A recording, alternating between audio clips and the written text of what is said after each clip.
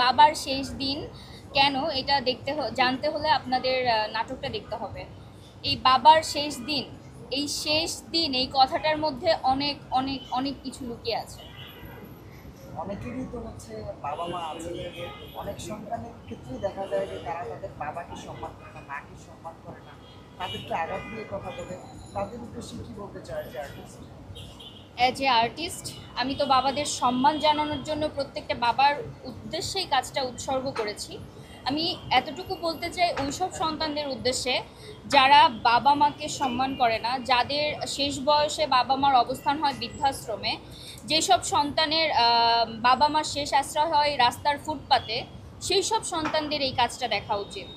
আপনারা এই কাজটা দেখলে বুঝতে পারবেন যে বাবারা কোন জায়গা ডিজার্ভ করে। ঠিক আছে, আপনারা যেই সন্তানগুলা বাবা মাকে শেষ বয়সে উপহার দেন বৃদ্ধাশ্রম, আপনারা যেই সন্তানগুলা বাবা মাকে শেষ বয়সে উপহার দেন ফুটপাত কিংবা রাস্তায় ভিক্ষা করে জীবিকা নির্বাহ করা, তাদের এই কাজটা আরও বেশি করে দেখা উচিত। আমি আপনাদের রিকোয়েস্ট করবো আপনারা প্লিজ দেখবেন। আপনি তো এই প্রজন্মের অভিনেত্রী, তারিক আনাম স্যার তো অনেক দিন ধরে কাজ করছে, তার সঙ্গে কাজ করেছেন, এই যে অভিজ্ঞতা একটা ভয় কাজ করেছে কিনা, বা তার সঙ্গে কাজ করার অভিজ্ঞতা একটু জানতে চাই। আচ্ছা, তারেক এনাম স্যার হচ্ছে একজন অভিনয়ের গুরু, মানে শিক্ষক, একটা অভিনয়ের ইন্ডাস্ট্রি। আমি তার সাথে কাজ করার সুযোগ পেয়েছি, আমি অনেক বেশি লাকি। এবং আমার ড্রিম প্রজেক্ট ছিল এটা, এখানে আমি যে কো আর্টিস্টটাকে হচ্ছে চেয়েছি তাকেই পেয়েছি। এই জন্য আমি অনেক বেশি কৃতজ্ঞ আমার প্রাঙ্কিং টিমের যে ওনার আর্থিক ভাইয়া, ওনার প্রতি। তারেক এনাম স্যারের সাথে কাজ করার অভিজ্ঞতা ওয়ান্ডারফুল।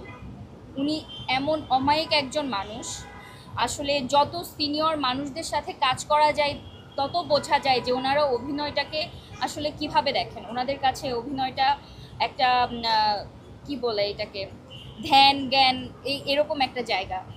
আমি নতুন একটা শিল্পী, খুবই জুনিয়র একজন আর্টিস্ট। আমার সাথে যখন উনি কাজ করেছেন, আমি সেটে যাওয়ার আগে ভাবছিলাম যে আসলে কিভাবে কাজ করব, স্ক্রিন শেয়ার করব ফার্স্ট টাইম, আমার নার্ভাসনেস কাজ করবে কিনা, আমার অ্যাক্টিংয়ে ভাটা পড়বে কিনা। বাট উনি আমাকে এত হেল্প করেছেন একদম ফার্স্ট সিন থেকে, আমার কাছে মনে হচ্ছে আমি আমার বাবার সাথেই অ্যাক্টিং করছি। এবং প্রত্যেকটা সিনে যাওয়ার আগে আমরা মেকআপ রুমে রিহার্সেল করতাম। আমি বলতাম, বাবা এটা কিভাবে করব একটু বলেন। উনি বলতো যে এইটা করলে তোমার মনে হয় ভালো হবে, এইটাও করতে পারো। এরপরে আরেকটা অপশন দিতেন, সেটা হচ্ছে তোমার যেটা ভালো মনে হয় তুমি সেটা করো। তো এইভাবে উনি আমায় হেল্প করেছেন। আমি ওনাকে থ্যাংক ইউ দিয়ে শেষ করতে পারবো না। আমি শুধু এতটুকুই বলতে চাই যে এটা আমার কাছে অনেক বড় একটা পাওয়া যে আমি তারেক এনাম স্যারের মতো গুণী একজন অভিনেতার সাথে কাজ করার সুযোগ পেয়েছি।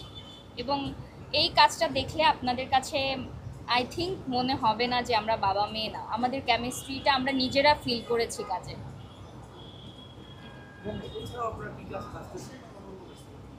আচ্ছা,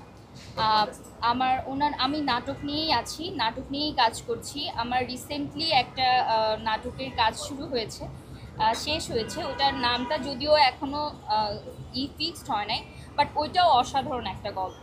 ওইটা হচ্ছে বিয়ের পরে একটা মেয়ের স্ট্রাগেলের জার্নি, বাচ্চা না হলে একটা মেয়ের যে স্ট্রাগেল, সেই স্ট্রাগেল নিয়ে জার্নি। এটাতেও মানুষ কাঁদবে। সো আমি এখন মানুষকে কাঁদানোর গল্প করছি টুকটাক। আচ্ছা, মানুষকে কাঁদালে নাকি অভিশাপ পেতে হয়, এত যে মানুষকে কাঁদাচ্ছে